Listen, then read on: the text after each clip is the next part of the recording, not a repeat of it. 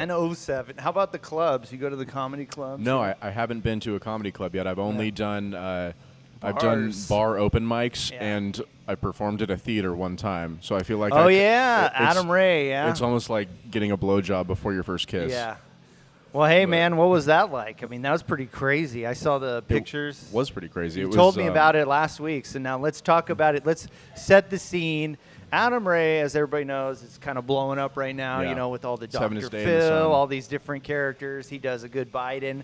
But I remember, because I used to live in Sacramento, he would do a lot of stuff with the local radio guys there, and he'd always be on, like, you know, they do the morning zoot, you know, that kind of stuff. Yeah. And he filmed one of his specials at the Punchline, the comedy club in Sacramento. So, like, I knew him a little bit, and it's like now to see him just blow up the way he is crazy. But so how'd that whole thing come about? I mean, obviously you're a fan. You know? So the first time I met him, he was performing at the Carco, and this was the theater in Renton. This was Okay. before I started doing comedy. But at that point, I had been writing for a little bit. Yeah. And that was when the Dr. Phil stuff like first got rolling. I think I want to say the first time I saw it was on Rick Glassman's podcast, Take Your Shoes Off. Uh-huh. And he hadn't done any of the like live stuff yet, but he was just kind of working out the character. I think he'd done it on Kill Tony a couple times. But when I saw him after the show, I like did like a little hey fucker, like fucking whatever bullshit. And he thought it was kind of funny. And then I was like, yeah, I'm thinking about like doing comedy. And he's like, yeah, you should. And then I see him a couple months later at the Tacoma Comedy Club, and I did another little Dr. Phil bit to him. Yeah. And I was like, all right, keep your fucking dick in your pants. And Yeah. and then he's like, oh, that's funny, man. I was like, yeah, I just started comedy like a couple weeks ago. And he's like, fuck yeah, man, stick with it. And then that time we had like conversed for a little bit longer. Yeah. And then this most recent time, I saw him at the meet and greet at the Carco Theater, and this one was before his show. He was like, hey, man, what's going on? And I kind of reported back to him, yeah, I've been doing comedy like 6 months, and he's like, well, why don't you do 5 up front? And I was like, yeah, no, anyway. And then he's like, hey, fucking, and I was like, oh, fuck, yeah, let's do it, shit. And yeah, it just Damn, happened. man, that must be, it's I don't get nervous that much.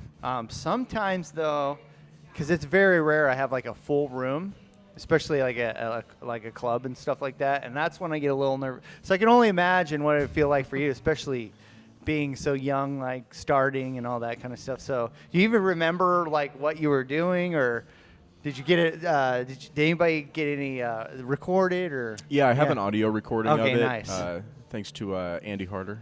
Oh yes, And, Andy. Yeah, good old Andy. Yeah. Oh yeah, I need to get him. I don't have him. I don't think I've had him on the podcast, but yeah, I've known Andy for a while now. So. Yeah, and so Andy was there. Jack Slattery was there. Bruce Tator. Did you hear that he was on Kill Tony this past Monday? Bruce. Well, everybody. It seems like everybody I know that's going down there is on Kill Tony. Yeah. Who's that other guy? That all right, was, so let's.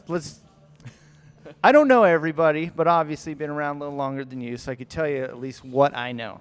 First of all, there's this guy Mike DeVore, friend of mine. He's been here. Sure. He was here last week. I know Mike. He was on Kill Tony 3 times. Really? Before they ever got really popular. It was back when they were in L.A. and then I think even when they went to San Diego, I don't know if he was stationed there, but he was in the Navy. So but yeah, they're all on there. There's a guy from Tacoma named Anthony Schumann who was recently on. He was on the Monday after Tony had done the whole Puerto Rico thing.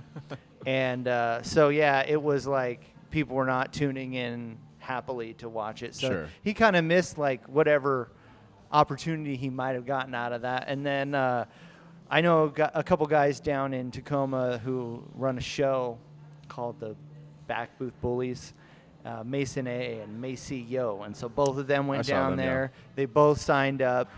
Macy got up. Mason did not. And, Macy just kind of bombed. And it was sad. And he's a good guy. He's a cool guy. He's funny. There's not a lot of Asians in comedy, so I like him because blaming it on his ethnicity. Just for the DEI I'm a big fan of Asian comics. Brian Fukuda.